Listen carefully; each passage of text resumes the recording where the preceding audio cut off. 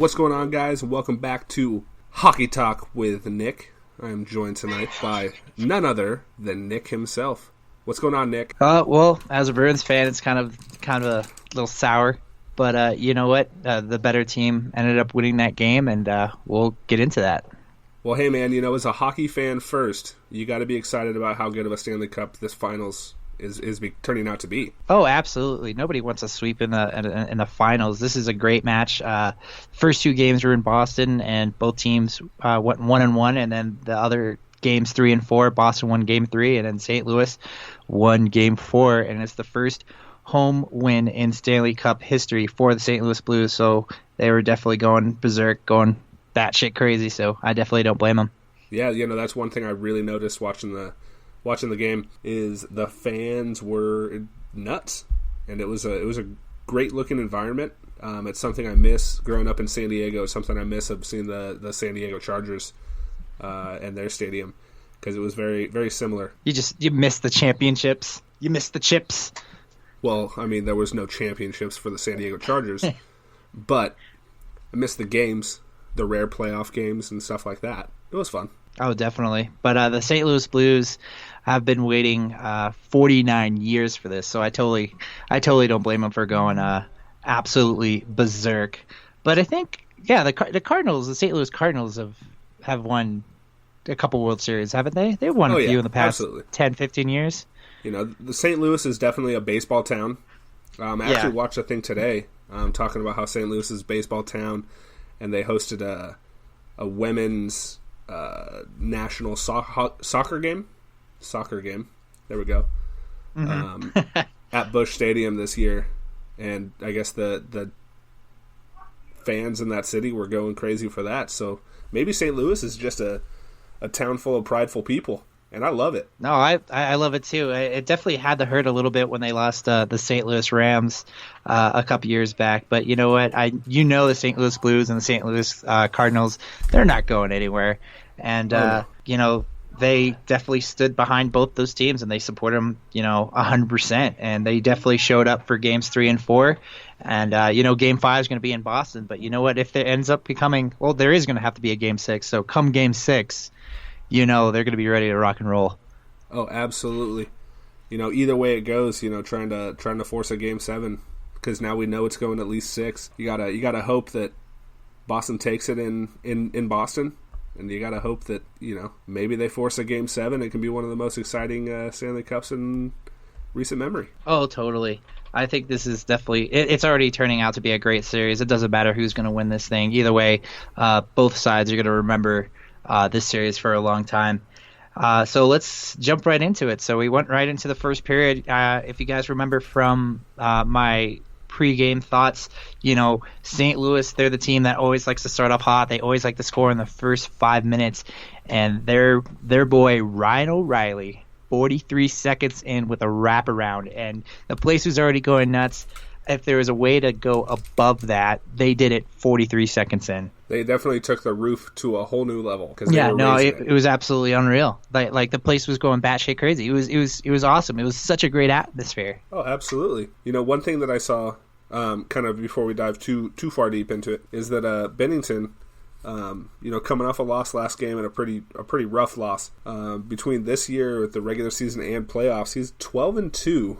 Following a loss, which I found pretty impressive. I would take those bets. I would take those bets with him. I mean, he's been so hot. I don't think so he's 12-2.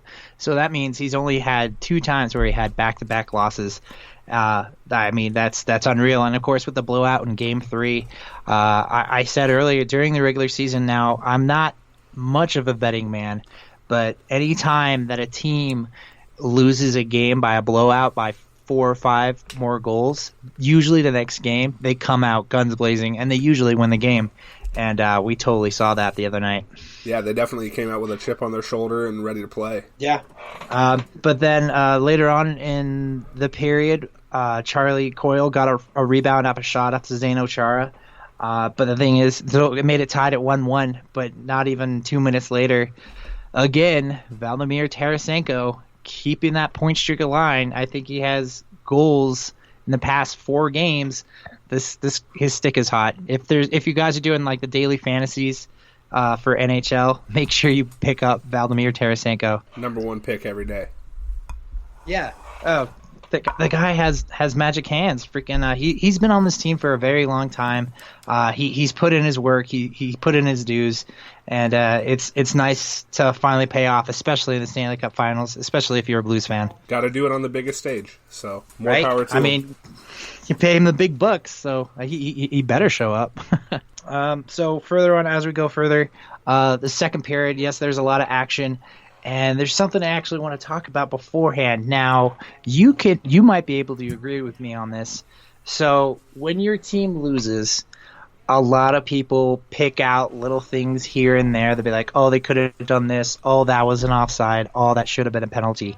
Yeah. So I don't want to be biased. And it's hard because, the Boston Bruins are my team, and it's very difficult. And so after every game this series, we've already talked about this every podcast. The refs have just been so wishy-washy. Now, hold up. Yes, I know my Bruins lost. I get that. I understand that. But we're saying it goes both ways. Yes, it goes both ways, absolutely.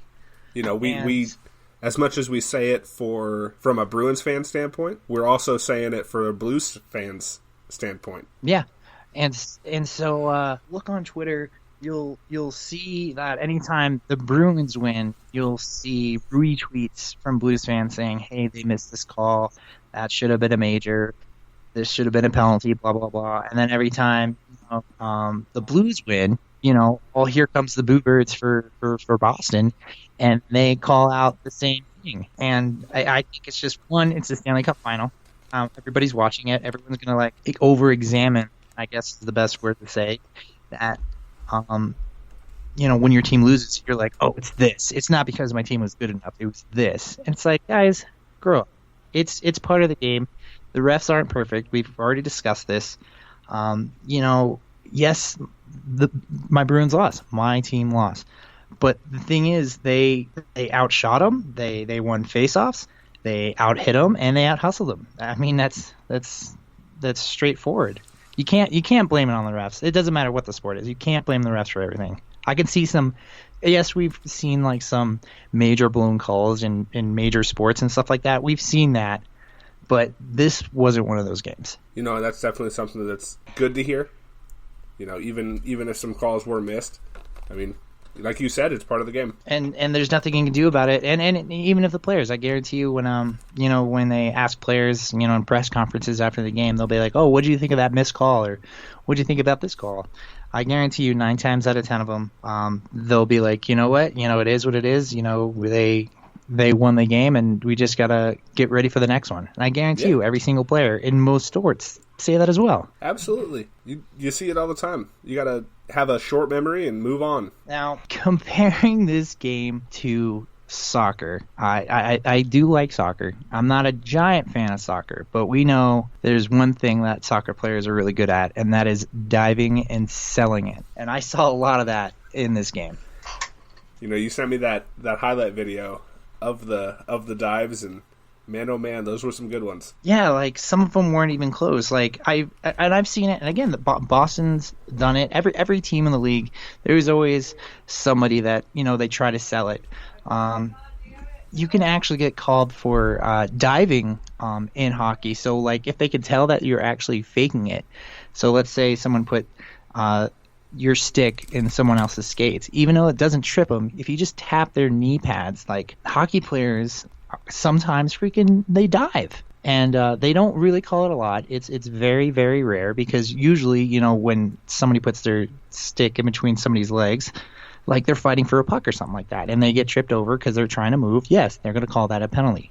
But if you just sell it, come on, man, this is hockey. Don't turn into a soccer field fairy. A soccer field fairy. I love the term. Terminology is great. But guys, if you want to check out the video that I'm talking about, check out our Twitter page. I'll go ahead and retweet that one because Nick sent it to me earlier today. I just think it's hilarious. Oh, you can actually chirp people with that. Be like, hey man, get some swim trunks out there because you be diving. Is that what I should capture the retweet as? Yes, do it. Done deal. Awesome. All right, so with that being said, we'll go down to the second period. Again, there was a lot of action. There's a lot of action in the second period, but there was only one goal, and it was actually a shorthanded goal by Brandon Carlo. Patrice Bergeron took a shot. He actually had a 2-on-1 opportunity shorthanded. He took the shot. There was a big, juicy rebound. Carlo was able to take the shot, and he able to sneak it by Bennington. Bennington had a huge chance. It just went off his glove, but again, it went in. And that was the end of the second. And then we go into the third, and it was still majority Blues. I mean, Boston was trying to get things together, but they couldn't get it done. And at the end of the day, Ryan O'Reilly showed up again. And just to know, that little ding y'all just heard was me tagging Nick in that retweet. So how did you know? How did you know? Don't be offended by the ding. Yeah, don't be offended. I'm sorry. So at this point, the game's 2-2. Yep. Right? Yeah. Game's 2-2. And one thing I really noticed is that Tuukka Rask had some damn good saves at this point. He was saving them left and right. And both goals were made for the Blues were made really well off the deflection. So I don't think really Tuukka can be to blame too much. Just because they were such good deflection goals. Oh no, not at all. I mean, he was standing on his head. But the thing is, their defense wasn't doing that well. Just for the fact that total, the St. Louis Blues had 38 shots to Boston's 23. Obviously, he missed 4 of them, but 2 of those goals, like you said, were off rebounds that were really close and they're really juicy. And those teams and their Blues players were wide open, and they were able to, shoot their shot, and it got in. So it wasn't Tuukka Rask's fault. I blame more of Boston's defense, more of which because they lost somebody really big in the back. Yeah. Chara going out with that shot to the face was definitely a loss for them. And he was gone for a good majority of the second and third period. He came back wearing a bubble, or I like to call a bubble. It's a full shield, full clear shield, and just even then, not even 10 minutes later, his face was completely swollen. We were waiting for the next day to see how he's doing, see if he can keep skating or, see if he can keep playing. But they finally diagnosed him. He has a broken jaw. Oh, wow. So is he going to be out for Game 5? Or is he in? I think he actually might be out for the rest of the series. Oh, wow. It hurt him that bad. Dang, broken jaw. Man, I was hoping some stitches, good to go. I didn't realize it was that bad. I think that's probably what they did. I'm sure they probably numbed him up and stitched him up and send him right back out there because that's what hockey players do. The fact that he actually got up before the doctor can reach him, he fell down. He realized what happened. He dropped his gloves and stick. He realized there was blood everywhere. But instead of just laying there, he stood up, skated under his own power, and just went to the locker room. Now that's a hockey player. That's a badass man. that is a more of a man than I think I would ever be. If a frozen piece of rubber came out with me and I'm not wearing any visor and hits me straight in the face at, let's say, 80 miles an hour, yeah, I'd be crying. I'd be crying like a little girl. I'd fully admit it. I'd be laughing at you from the stands because I can't skate for shit. But yes, so they lost. Oh, it's so great. Yeah, I'll take you skating sometime. Don't worry. We'll go to the Jay Lively arena and I'll teach you how to skate. Challenge accepted. So again, Ryan O'Reilly, his name was literally being called every other play just because I don't know what it was. I don't know if he had a 5-hour energy or what, but he was all over the ice. He was hot. He was intense. He almost scored 3 goals. He only scored 2, but he had a one-on-one opportunity, and he actually beat Tuukka Rask, but it just trickled over on the outside of the net instead of in the net. And he was on fire. That game, that was his game. He came out, he finished with 2 goals, and then, they had Valimir Tarasenko continuing his goal streak. And then Pietrangelo, he was doing just as good. And then, of course, Brandon Schenn